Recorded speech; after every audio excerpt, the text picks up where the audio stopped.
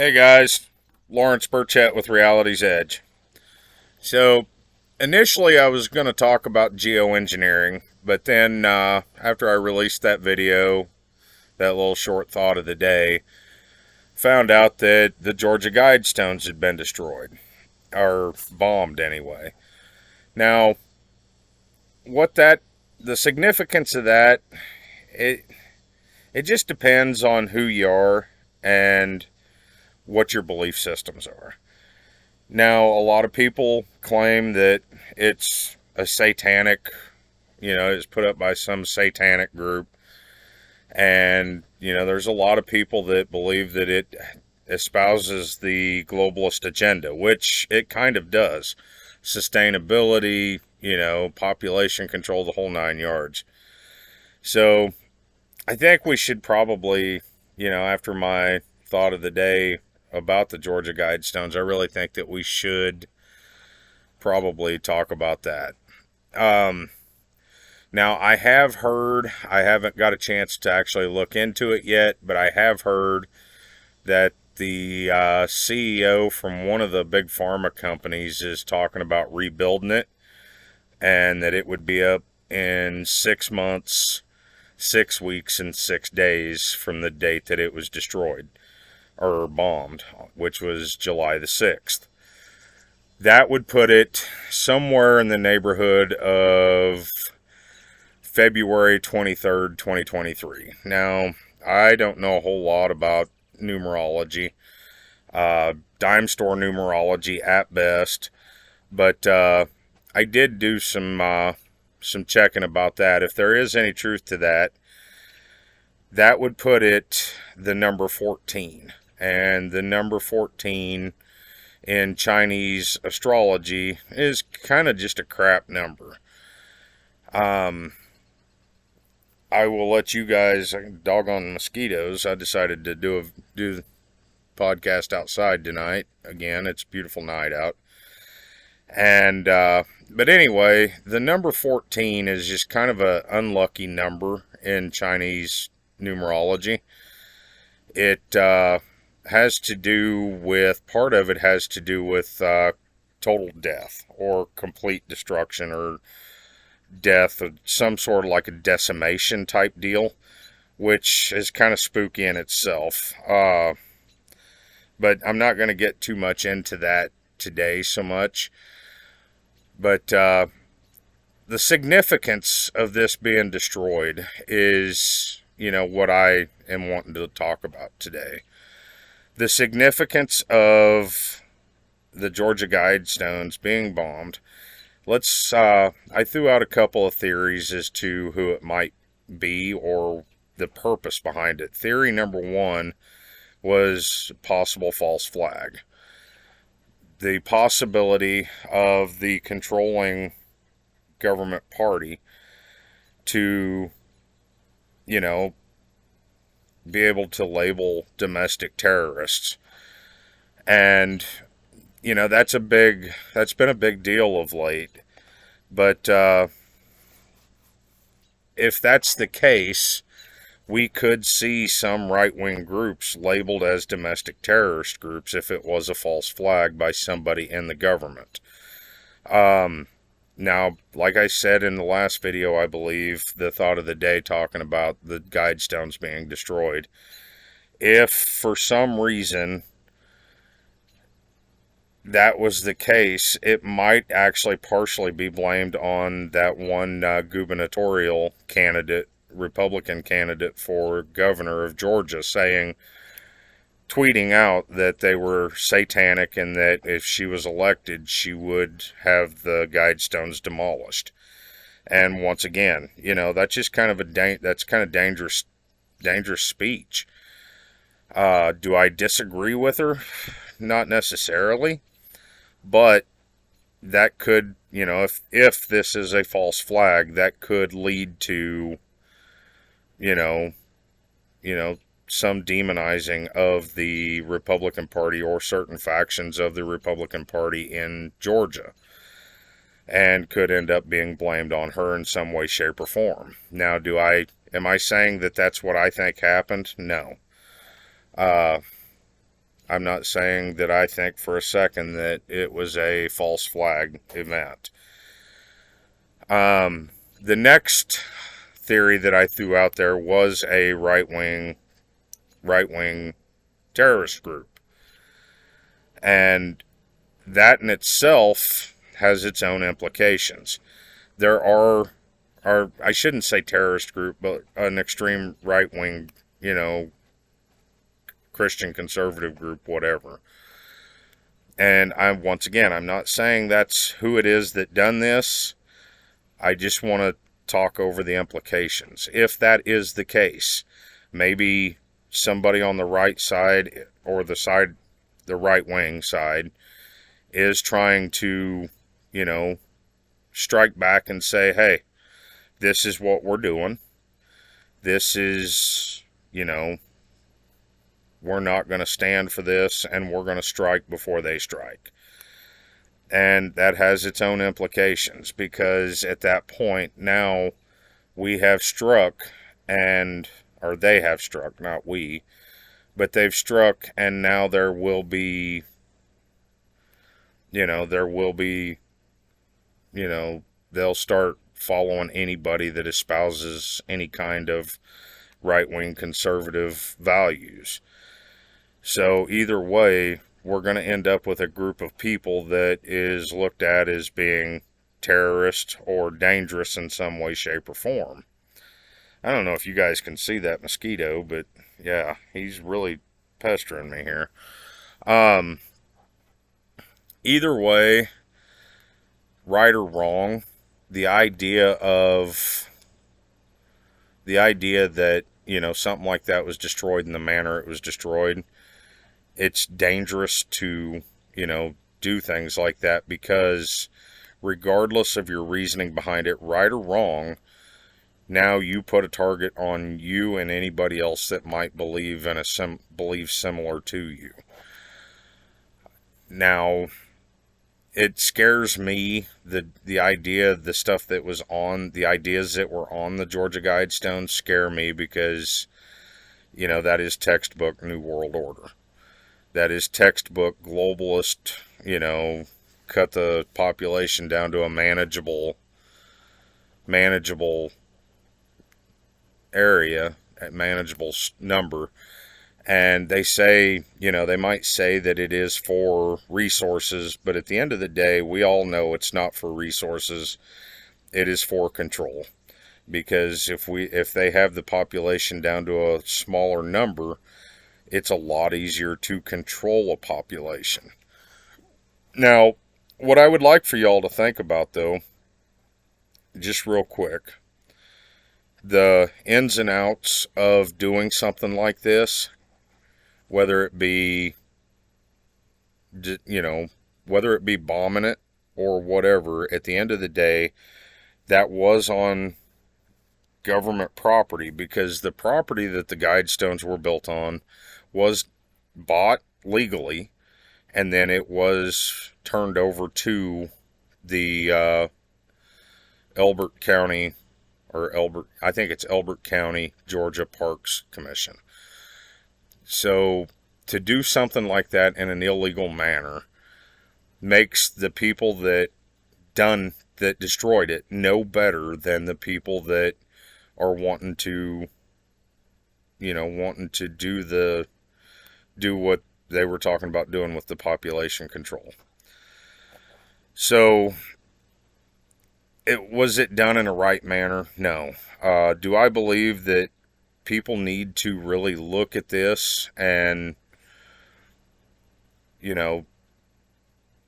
look at this and really think, is this what we believe? Is this what we want? Yeah, I think they should. And the people that think that it's a good thing, population control and what have you, all they know is what they've been told. They have never really thought about the implications of it, or they've just bought the lies that have been told them all these years about how we want to do it to protect the earth and save resources for the future generations. At the end of the day, they don't give a damn about the future generations. The only future generations they care about is their future generations. not everybody else's. The idea that it was commissioned by a man that worked for a group of loyal Americans, I really have trouble with that. There's nothing about that that really screams loyal Americans to me. What it screams to me is Bilderberg Group, or, you know, Council on Foreign Relations, the CFR, or Trilateral Commission. But I have no proof of that, and honestly, I'm not currently looking for proof of that. That's just a gut feeling that I have, and I hope that other people will go ahead and, look into it as well, and, just see what you start to believe. Or, find your own information, find your own proof, find your own, thoughts on it. Look at that moon behind me. Beautiful moon. Now let's go ahead and move on to what I was originally planning on talking about tonight. I was originally planning on talking about the geoengineering. The weather has been really strange lately. The summers, it seems like they're coming later and later. My wife's birthday is on June 21st. She's a summer solstice baby.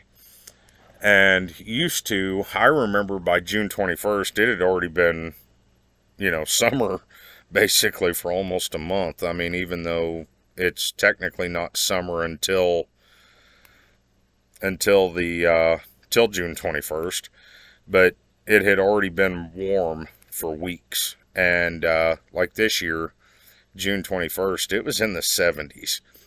And it seems like lately it's been, more and more years it's been like that.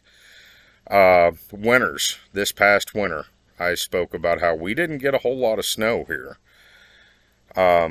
Typically we get quite a few snowfalls, and it measures, we get a lot of snow.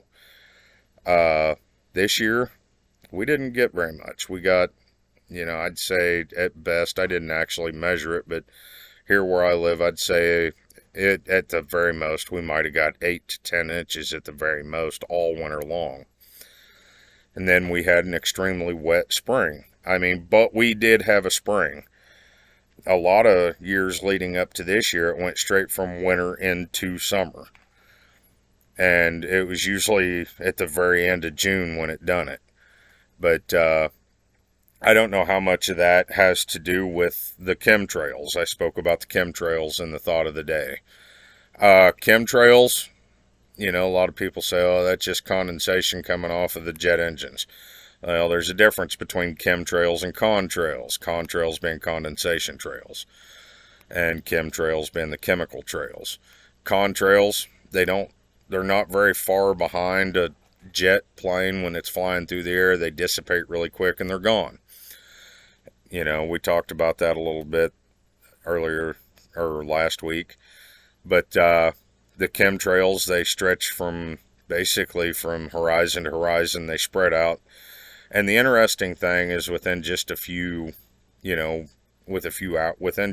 hours, they have spread out and it's cloudy.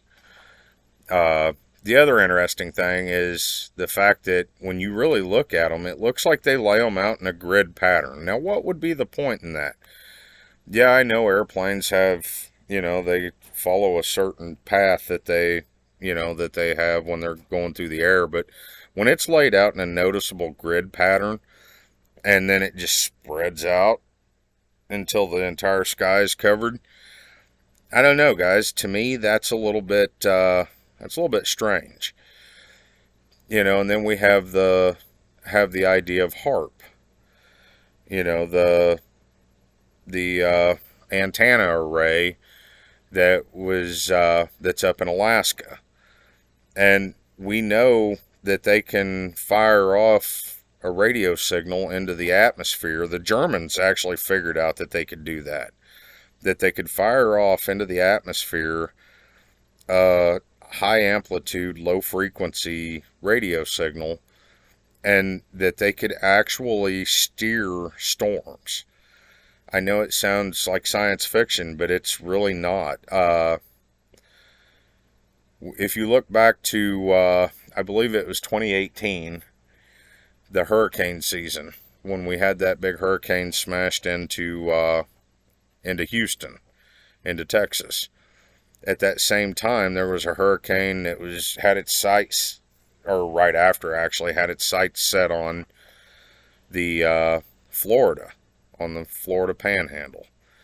And it was the same one that went through Puerto Rico. And all of a sudden, it just like it turned and fizzled out. And it was gaining strength. And hurricanes traditionally don't do that. They don't just turn and fizzle out like that. To me, that screams weather modification. Or, they have the ability to force multiply storms. Just like the one that hit Houston. It come in, and then it circled back out, gained strength, come back in again. Like it was steered out into the Gulf to gain strength again. To me, that's not just I don't believe that's just an accident. I don't believe that was something that happened just because it happened. I believe that it was something that has been played with probably since the 60s, because in the 60s, during the Kennedy administration, there was actually laws that were made to keep countries from doing that, from messing with the weather and weaponizing it. I know it sounds strange, but it happened.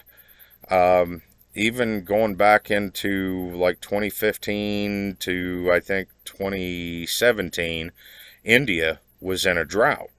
And the Russians offered to fix that for them and make it rain. Now, they weren't going to do it for free, but they offered to do it.